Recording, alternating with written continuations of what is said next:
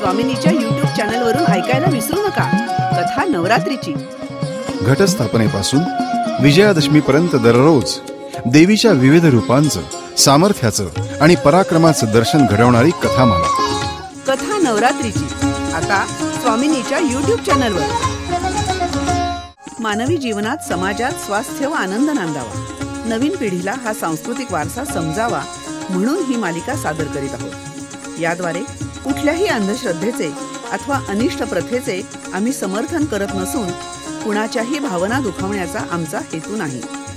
स्वामिनी, साड्यांची महाराणी.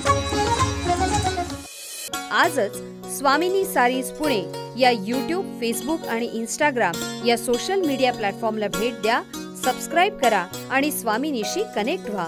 स्वामिनी, विजिलँड building, Kumthekar road, Pune. साड्यांची महाराणी स्वामिनी.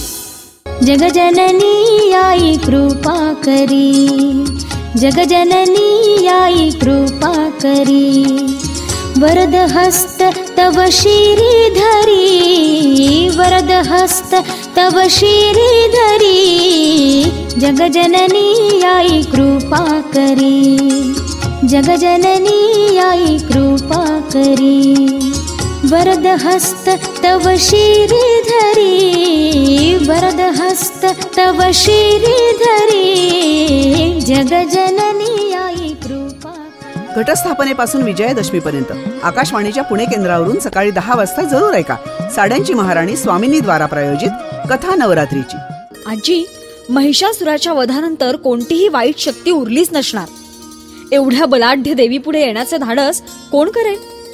असा विचार तुझ्या मनात येणं अगदी स्वाभाविक आहे. पण मुनींनी सुरथ राजाला जशी महिषासुराची कथा ऐकवली तशीच शुंभ निशुंभ या राक्षसांची कथाही सांगितली. म्हणजे हे राक्षसही देवीच्या अंगावर चाल करून आले का ग? पण महिषासुराशी देवीने दिलेला लढा त्यांना माहिती असेलच की. मनू, अगं वाईट गोष्टी सहजासहजी समूळ नष्ट होत नाहीत. आणि पूर्वी तर हे दैत्य सुद्धा देवांच्या अंशातूनच तयार झालेले, त्यामुळे त्यांची शक्ती, सामर्थ्य हे अचाटच होतं. म्हणजे या शुंभ निशुंभांनी सुद्धा देवीशी घनघोर युद्ध केलं का? हो, आणि हे युद्ध देखील अनेक वर्ष चाललं. देवीचा हा अवतार वेगळा होता इतकंच. यावेळी देखील देवी वेगळं रूप, विविध देवांची अस्त्र, शस्त्र आणि वाहन घेऊन युद्धामध्ये उतरली. त्याची थोडक्यात कथा मी तुला सांगते. शुंभ आणि निशुंभ दैत्यांनी सर्वत्र हाहाकार माजवला होता. त्यावेळी अपरिचिता अशी ती देवी शंकराला म्हणाली, हे भगवन, तू माझा दूत होऊन शुंभ निशुंभाकडे जा. त्या 2 दैत्यांना आणि त्यांच्या इतर राक्षस बांधवांना असे सांग की जर तुम्ही जिवंत राहू इच्छित असाल तर त्रैलोक्यात इंद्राला निर्विघ्नपणे राज्य करू द्या. तुम्ही निमूटपणे पाताळात जा आणि सैन्यबलाच्या गर्वानं जर युद्ध करू इच्छित असाल तर पुढे या. माझी श्वापदच तुम्हाला पुरेशी आहे.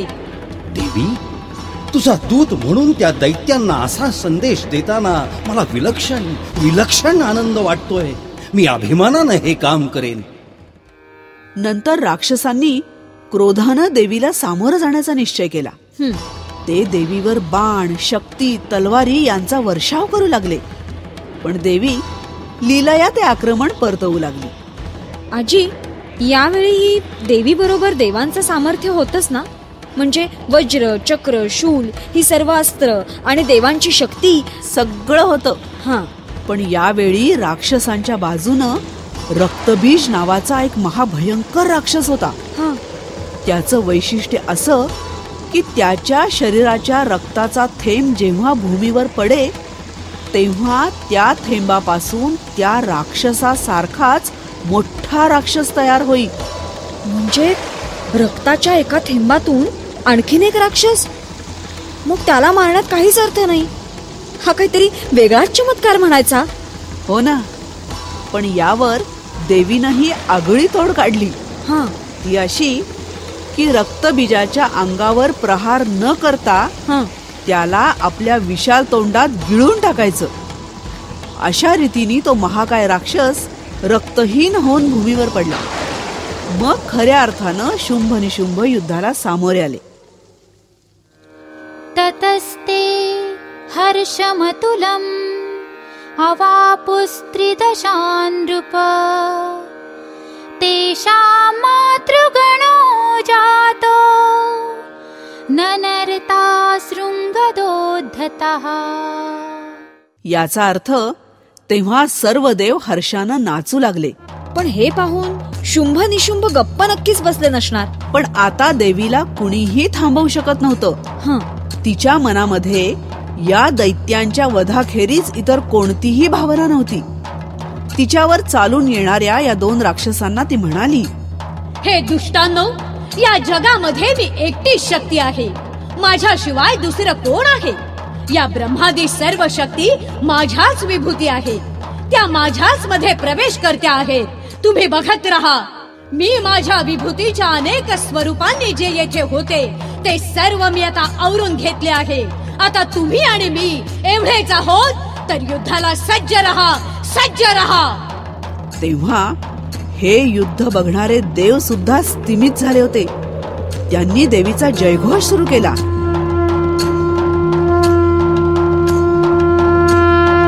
तिला बळ मिळावं, लढण्यासाठी शक्ती मिळावी म्हणून त्यांचा गजर सुरू होता. रात्रंदिवस देवी लढत होती.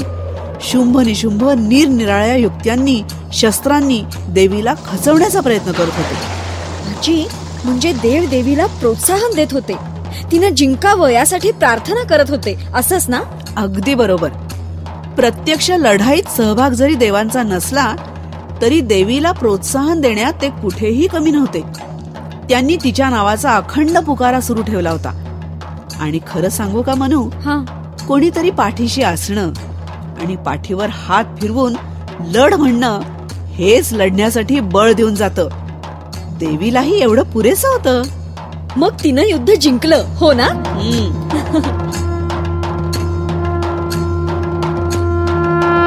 शुंभ निशुंभानं अनेक शस्त्रांचा मारा केला. शेवटी प्रथम निशुंभानं प्राण सोडले आणि अखेरीस शुंभाचीही तीच गत झाली. यामुळे देवतांना खूप आनंद झाला. त्यांनी देवीवर पुष्पवृष्टी केली आणि तिला मनोभावे वंदन केलं. देवीनं कृपादृष्टीनं विचारलं, हे देवांनो, आज मी अतिशय प्रसन्न आहे. जगाला उपकारक असा कोणताही वर मागा. तेव्हा देवानी नम्रपणे वर मागितला, हे भगवती, जगाच्या सर्व दुःखांचं शमन आणि आमच्या शत्रूंचा नाश एवढं कार्य तू अखंड करत राहा देवी. मी आताच दैत्य आणि राक्षस गणांचा नाश केला आहे, पण ते पुन्हा या पृथ्वीवर जन्म घेऊन उपद्रव देणार नाहीत असं नाही.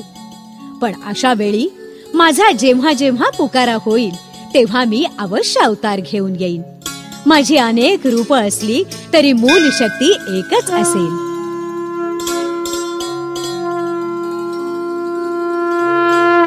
म्हणूनच आपण नेहमी तिच्या समोर जागर चालू ठेवायचा. नवरात्रात अष्टमीला म्हणजे आज घागरी फुंकून असा जागर करतात. देवीला जागं ठेवण्यासाठी, तिची शक्ती वाढती राहावी म्हणून अशा पद्धतीनं तिचं स्तवन चालू ठेवलं जातं. कथा नवरात्रीची संकल्पना नावेद आणि जावेद शेख. लेखन श्रद्धा कुलकर्णी. श्लोक पठण धनश्री गणात्रा. सहभागी कलावंत सुनेत्रा मंकणी, हिमानी निलेश. विशेष आभार डॉक्टर अरुणा ढेरे. निर्मिती व्यवस्था शेखर काळे. घटस्थापनेपासून विजयादशमीपर्यंत आकाशवाणीच्या पुणे केंद्रावरून सकाळी 10 वाजता जरूर ऐका साड्यांची महाराणी स्वामिनी द्वारा प्रायोजित कथा नवरात्रीची. स्वामिनी, विझिलँड बिल्डिंग, कुमठेकर रोड, पुणे. साड्यांची महाराणी स्वामिनी.